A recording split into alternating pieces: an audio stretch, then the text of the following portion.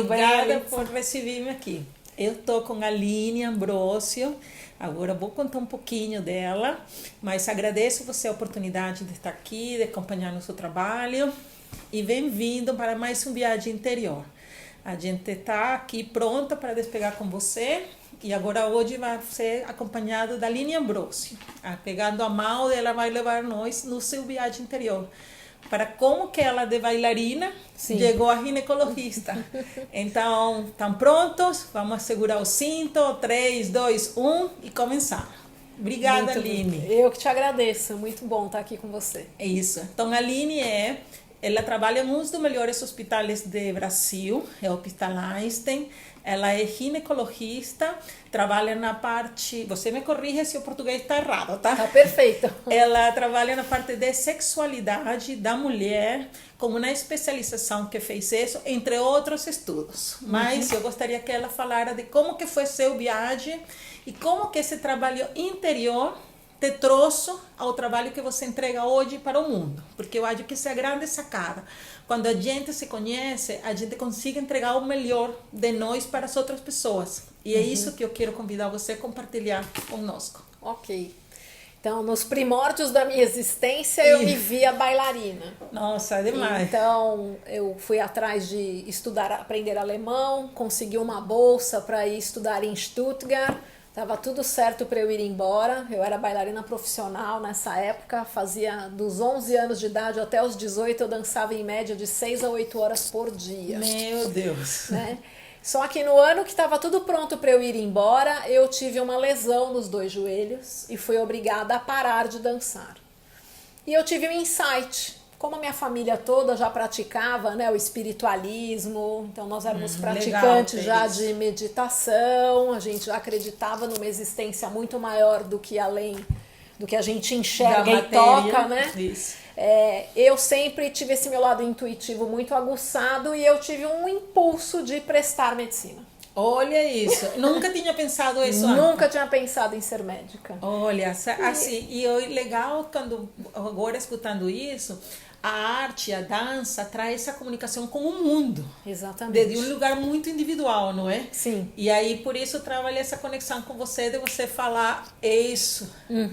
E eu falava, bom, para mim só faz sentido ir para medicina se for para fazer algo conectado com algo maior. Olha. E não para tratar somente o corpo compartimentalizado como é feita a visão da nossa medicina alopática. Isso. Né? Bom, então aí eu acabei entrando na faculdade, numa das melhores universidades na época no Brasil, que é a Escola Paulista de Medicina, Universidade Federal de São Paulo. Que não é fácil, não viu? é fácil. Aqui no Brasil é bem difícil começar, tem pessoas que ficam só um ano estudando para fazer o cursinho, não é? Sim. Que não é nada fácil. E desde o começo da faculdade eu tive um padrinho, né, que é o irmão de uma grande amiga minha que era ginecologista, que eu acompanhava desde a minha faculdade mesmo. E fui criando já um amor pela ginecologia e pela obstetrícia na época. Que legal. Que foi a minha primeira especialização. Com o passar do tempo e com a mudança do comportamento sexual das últimas gerações, eu senti a necessidade de estudar sexualidade. Isso eu vou te perguntar, porque assim, eu já conheço a doutora Aline faz vários anos e agora reencontrei com ela e tenho um olhar ainda mais legal de que tinha na época dessa sexualidade com a parte psicológica da mulher. E aí quando eu conheci agora esse trabalho novo, eu falei, não, eu quero entrevistar você. Porque para mim, o grande sacada é quando a gente faz não só o trabalho que a gente encontra na universidade, sino dá esse olhar maior ao ser humano integral. Porque assim, para mim, independentemente da área que você se desenvolva, quando você vê o ser humano integral, você consegue ir além do que a gente normalmente vê. Então, o que foi esse viagem que você fez, que você falou, eu preciso ir um pouquinho além? Em primeiro lugar, eu achava que trabalhar só dentro do consultório estava pouco. Olha. E ouvindo o Hélio Couto, ele fala, a gente tem que crescer em progressão geométrica, né? Hélio Couto é um cara aqui no Brasil muito conhecido que trabalha com física quântica. Isso, que eu sou uma estudiosa e uma curiosa da física quântica há muitos anos, exatamente pelo lado da espiritualidade. Tá. eu achava que precisava encontrar o balanço entre espiritualidade e ciência. A física Isso. quântica conseguiu fazer esse balanço aí na minha Muito vida, legal. para sair do misticismo Isso. e poder aplicar isso, inclusive, na minha prática diária aqui. Exatamente. Né? Meditação, por exemplo, é uma das coisas que eu ensino hoje no consultório, né? Olha, Mas eu que já legal. pratico meditação há mais de 25 anos. Agora você imagina uma pessoa que vem para uma doutora ginecológica e que ela fala, faz meditação para melhorar a você, porque quando você, imagino eu, você me corrige se não é assim, uma mulher vem na parte sexual, a parte ginecológica, ela vem com muita coisa emocional, não é? Mesmo quando a base da doença, da disfunção sexual é orgânica, com a repetição do problema, isso acaba afetando o lado emocional. Então não dá para separar. O ser humano não é emoção e corpo. Isso. É tudo junto, funcionando junto ao mesmo tempo e um Perfeito. interferindo no outro. Perfeito. Agora, recentemente, estão começando a surgir vários trabalhos. Teve até um trabalho super bonito da Universidade do Rio Grande do Sul, mostrando que as emoções adoecem o corpo. Especificamente, esse trabalho é do pessoal da cardiologia. Isso. Mostrando que tristeza, depressão adoece a parte cardiológica. Olha, porque o coração deixa de funcionar. Sim. Fica mais magoado, para de funcionar, é isso. E aí, voltando um pouquinho na história, quando eu fui fazer a pós em sexualidade, eu percebi o quanto que a medicina não nos dá, para médicos, uma formação aprofundada na parte psicológica. E aí eu comecei a procurar cursos. Então eu fui para uma instituição aqui em São Paulo que tem várias linhagens da psicologia, fui estudar Freud, Winnicott, no momento eu estou terminando uma formação em análise psicodramática, tudo isso para me dar a base para poder fazer uma terapia sexual completa e não só da parte orgânica. Isso, que eu falo assim, quando a gente trabalha com o ser, trabalha com as sensações, com as emoções e como a pessoa reage. E aí já melhora muito, não é? A qualidade da vida da pessoa. E aí, no fim, estudando todos esses autores, a gente percebe que a gente adoece por questões de como o cérebro percebe o mundo. Exatamente. Então, o trabalho que eu tenho feito hoje no consultório é mudar a percepção do cérebro para que o corpo não adoeça. Muito legal. Essa é a grande sacada. É. E eu disse, quando você fala isso, é assim, tá o cérebro e tá o corpo, mas no meio tá no coração, não é? Sim. E a pessoa esquece, às vezes vai do cérebro ao corpo. E acho que esse viagem interior traz essa conexão com o coração. Sim. Que é ali onde traz é o sentimento. esse acorda, não é? Esse momento de, olha, tem alguma coisa além que eu tô perdendo no meio. E na correria do dia a dia tá todo mundo perdendo esse meio, né? Isso.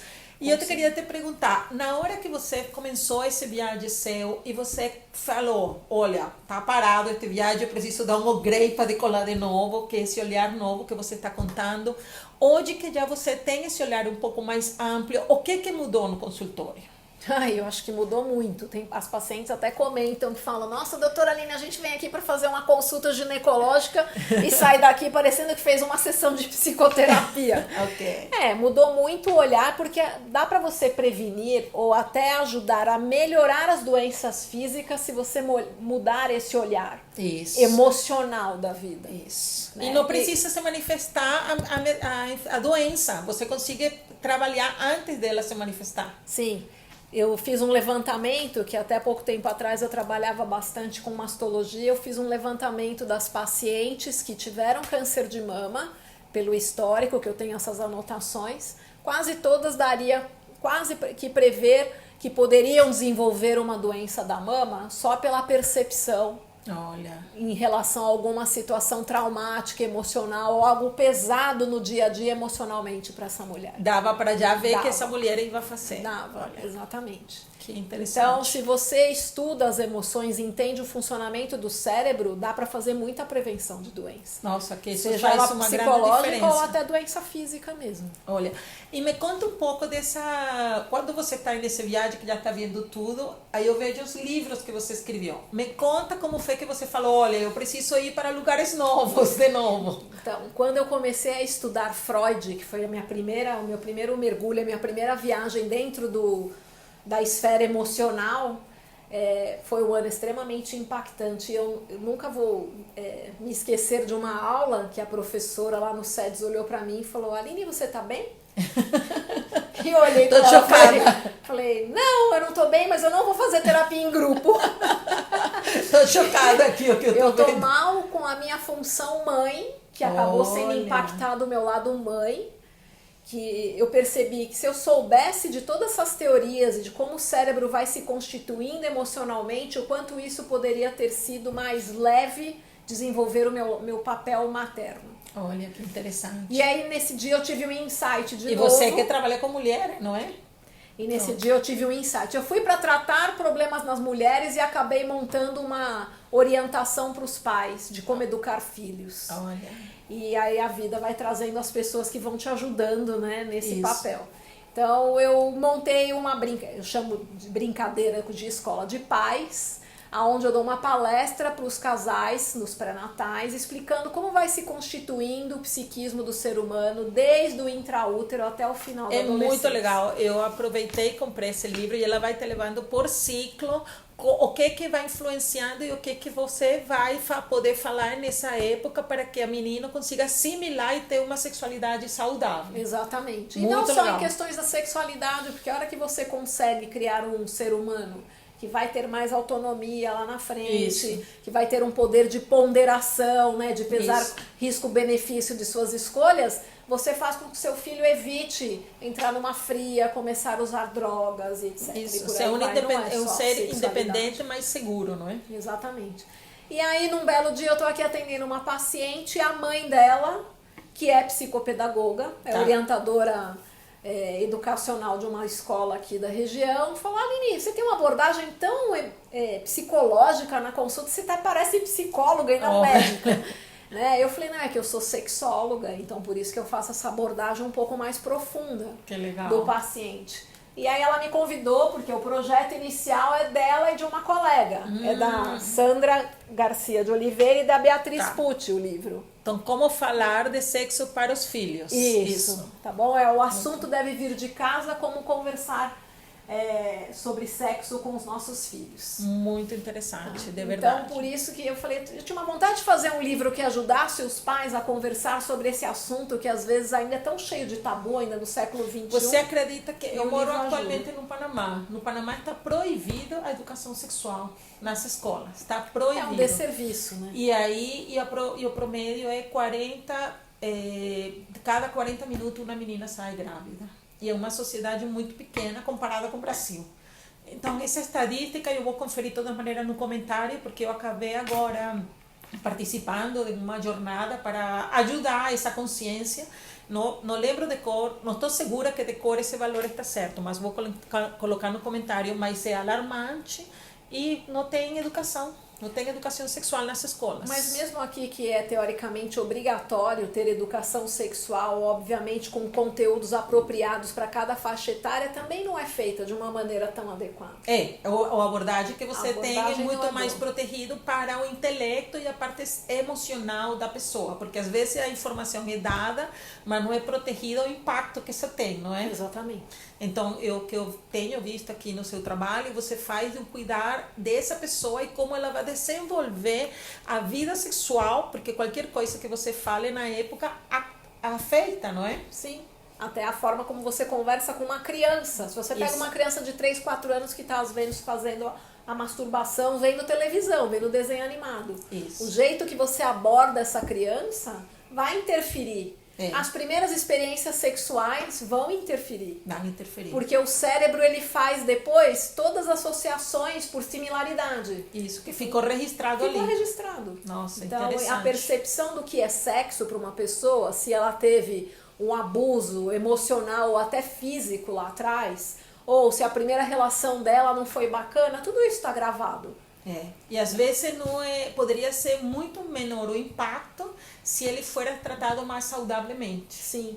E a assertividade, inclusive, porque o maior movimento que foi o que me levou a fazer a pós de sexualidade aqui foi o choque de ouvir tantas adolescentes e pré-adolescentes na faixa dos 11 anos, 12 anos, me perguntando se tomar dedada perde a virgindade. Olha. E quando eu fazia a pergunta, poxa, mas você já pratica masturbação, você já entende como o seu corpo funciona? A resposta era quase que 100% não. Mas ela já está se relacionando com o outro e ela não se conhece Não como pessoa. está se relacionando consigo mesma. Isso, que é um movimento do adolescente, de eu preciso pertencer ao grupo, então eu vou fazer o que o grupo faz. Era isso que elas me respondiam. Não, e também acontece que ela se está saltando uma etapa saudável para ela, é como engatinhar. A pessoa precisa engatinhar para poder andar, não é? Andar. Você poderia falar um pouquinho mais disso, que eu acho que é uma coisa assim, bem de valor social, de divulgar um pouco disso. É que para o adolescente não cair nessa furada de fazer qualquer coisa para poder sentir-se pertencente ao grupo, os pais têm que ter construído uma autoestima nesse adolescente. Isso é muito importante. E esse exercício de construção de autoestima, que quando eu dou essa palestra que eu chamo de escola de pais, eu vou mostrando para os pais como você vai dando um contorno emocional para essa criança, para ela chegar na adolescência e conseguir dizer os nãos que ela precisa. Nossa. E não é só na questão da sexualidade, é para na droga vida, também, é na vida. Eu quero esse emprego, eu não quero. Eu quero essa parceria para dividir o meu tempo, eu não quero. Né? Muitos nãos a gente precisa aprender a falar. Não, e falar, eu tenho um trabalho que eu faço desenho enquanto que atendo as pessoas. E uma vez eu estava atendendo uma mulher que ela não sabia falar não. E o desenho que vi, eu falo que da alma, não? Dela era uma pistola e o buraco da pistola estava para o não. E a parte de trás estava para o sim. Então eu falo, cada vez que você, por não falar não para o outro, para não magoar ele, que com o buraco da pistola, a verdade é como que se diera um tiro nela, você vira para você e você dispara para você. E a pistola tem uma representatividade de agressividade. De agressividade. E como fica muito mais fácil a gente se agredir que agredir o outro, para evitar agredir o outro. Então, essa parte da autoestima, nossa, é toda uma diferença na vida das pessoas. Completamente. E a assertividade é importante até para qualquer tipo de relação. Isso. Até para você, numa relação sexual, dizer o que é bom para você e o que não é. Numa relação de trabalho, você poder dizer até onde o outro passa a te agredir ou não. Isso. E tudo é necessário. E isso é construído lá na primeira infância. Isso. E como é que tem sido esse caminho hoje, com a madurez que você tem hoje, quando você olha para trás e vê essa viagem que começou uma bailarina e você olha o que você conquistou hoje? Hoje eu olho e falo assim, bom, com a minha arte eu tinha a ideia de conquistar as pessoas através da beleza e tinha uma ideia de fazer um trabalho social no futuro com arte. Eu estava na medicina sentindo uma necessidade de poder atingir um número maior de pessoas e não só aqui fechada no consultório entre quatro portas, e agora eu vejo essa oportunidade. Ah, que demais. Esse ano agora a gente vai até coordenar uma pós em sexualidade na CETROS, que é uma faculdade nova. Então, ajudar também na formação desses profissionais, com uma visão também ampla de medicina integrativa, ensinando inclusive os futuros sexólogos a serem meditadores e ensinar as pessoas a meditar. Nossa, que bacana. As pessoas a aprenderem a estar no aqui e agora. Isso. Né? Então, eu acho que mudou muito, inclusive, porque quando eu faço, por exemplo, um pré-natal, eu preparo o casal para o que vai ter depois. Eu não falo só da gestação. É isso. Eu falo como é que vai ficar a nova constituição de família, de sexualidade desse casal. E o que é educar um ser humano para encaminhá-lo na vida. E olhar para isso antes de acontecer, mas de um jeito que a pessoa está presente no que está vivendo nesse momento. Exato. Porque não é pela ansiedade, é pela consciência, não é? A mudança vem de você estar consciente, não tomar decisões irresponsáveis e você poder olhar o que você quer construir. É isso? Exatamente. Nossa, muito E aí eu bacana. vejo que hoje eu estou num ponto que eu sinto realmente fazendo alguma diferença. Porque a pessoa não vem aqui, vem colher um Papa Nicolau, fazer um pré-natal, o parto acabou. Eu me sinto fazendo um pouco mais de diferença para encaminhar um novo núcleo familiar e quem sabe a gente melhorar o nível de ser humano que tem no planeta, né? O núcleo familiar é a família, é a vida, é a sociedade. Você está mudando muito. É um pouco esse meu intuito de trazer essas pessoas como você, com esse olhar mais amplo em qualquer trabalho que tenha. Porque para mim, eu falo assim, autoconhecimento, a fazer esse viagem interior, você se conhecer, faz diferença em qualquer aspecto da vida que você esteja hoje. E eu quero mostrar isso para as pessoas, que não é só para quem quer só meditar, não é só para o monge, é para todos nós que queremos ter um mundo melhor.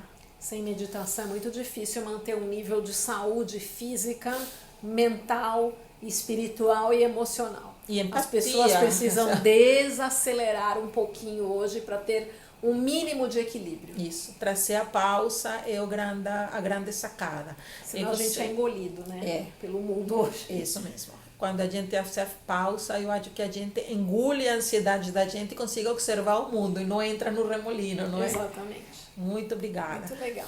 Eu queria te perguntar, Aline, o que você recomendaria, ou de acordo à sua experiência, o que você poderia fazer partilha com as pessoas que estão começando nesse viagem? Olha, gente, não desista. Às vezes eu tenho um colega muito querido, o Dr. Rafael Caligares. Ele é outro, eu falo que é um anjo na minha vida. Ele é maravilhoso, super equilibrado, é um cara muito espiritualizado. Às vezes eu falo pra ele, ai, Rafa, dá um desânimo, parece que a gente tá sozinho, né? Que a gente veio de outro planeta pra cá, porque parece que ninguém entende o que eu tô dizendo. Isso mesmo. Aí ele fala, Aline, 25%, ele fala, 25% já despertaram, falta o resto, calma. Então, o que eu digo é assim, a gente se atrai pelo nível de energia, então não desista, não entre em vibração de falta, não entre na vibração do medo, senão o que você acaba atraindo é aquela pessoa que já não quer mais. Que não querem mais. Então, mantenha-se firme, fazendo a meditação todos os dias, porque isso vai atrair, né, gente que tem a mesma vontade de crescer a si mesmo, autoconhecimento, autodesenvolvimento e levar isso para o mundo. Porque eu acho que o caminho é por aí.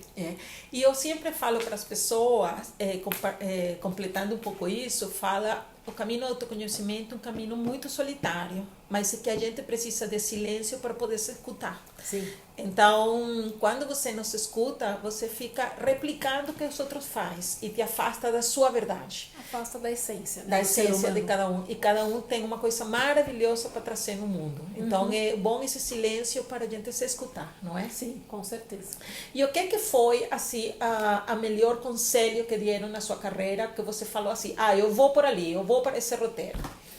O melhor conselho que eu tive na minha carreira foi do meu orientador do mestrado, um mastologista falecido, e que ele falou para mim o seguinte: quando eu desisti do doutorado, porque eu não estava feliz na vida acadêmica na época, eu queria abrir outros campos, aprofundar na espiritualidade e cuidar dos meus filhos. Tá. Na verdade, eu estava querendo engravidar do segundo. Ele falou assim para mim: lindinha, quando você morrer, você tem que responder só uma pergunta.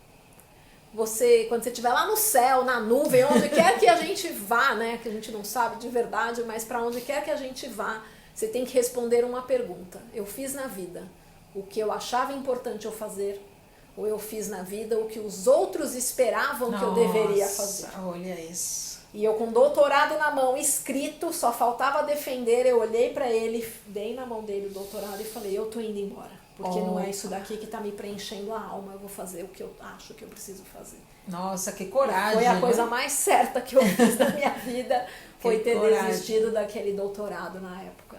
Que demais, que demais. Me aprofundei nos estudos que me trouxeram até aqui. E às vezes a gente acha que esse êxito, que as pessoas botam na gente que o êxito é uma coisa maior. E às vezes você chega agora você está educando família, está educando sociedade, está trazendo uma consciência maior de verdade. Não é o maior na matéria, isso. É a verdade do coração, não é? Sim. Muito isso legal. que faz a gente bem feliz. Eu agradeço muito. Tem mais alguma coisa desse... uma coisa. Que livro você recomenda para quem vai fazer um viagem interior, que leve esse livro com ele? Um livro para viagem interior que, olha...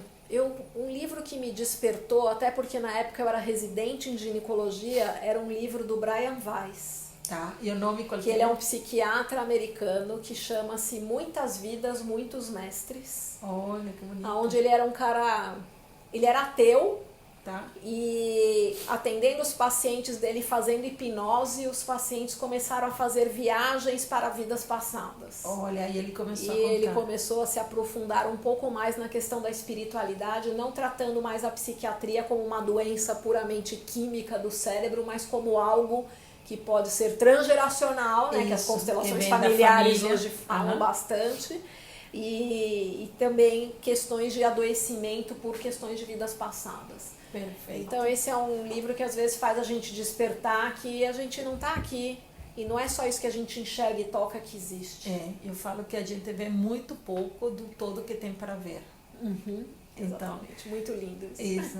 Porque eu falo assim, cada vez que a gente se junta, não só nós duas que estamos aqui, a gente está com toda a sabedoria do sistema familiar de você, toda a minha, e são essa sabedoria que nos permitem continuar daqui da frente. Se não, a gente estuviera repetindo e a gente não quer mais isso, a gente quer evoluir. Não é? E trazer todo mundo junto. Isso, vamos lá, porque é isso que a gente quer, trazer essa consciência, porque se vive muito melhor quando a gente é consciente. Às vezes os desafios são maiores. Eu falo assim que quando a gente está no viagem interior, a gente vive turbulências, vive altos e baixos, mas no final a gente encontra paz. Muito bom. E essa paz de espírito, nossa, vale tudo, não é? Com certeza. Então, obrigada, Aline, agradeço de coração. E, nossa, vou deixar aqui os contatos da Aline, se você quiser falar, porque eu acho que é um trabalho que merece muito a pena as pessoas conhecer. E se quiser você falar. Eu tenho um site que é o DRA de doutora, alineambrosio.com.br. Tem um blog de saúde com uma área de vídeos também, tanto na área de sexualidade, ginecologia, obstetrícia, a escola de paz e diversidades, como falar de meditação e neurociências. E o Facebook e o Instagram é o mesmo, DRA Aline Ambrosio. Perfeito. E daqui a pouco ela vai estar dando aula já no doutorado que falou. Então, tomara que tenha a oportunidade de tocar muito mais vidas. Amém. Amém. Então, obrigada pela oportunidade, Aline. Agradeço de coração. E tudo de bom. Siga sua viagem interior, cada um de nós, para evoluir, para crescer. E estamos aqui à disposição sempre. Abraço. Obrigada, Elise. Eu que agradeço. Até. Muito obrigada.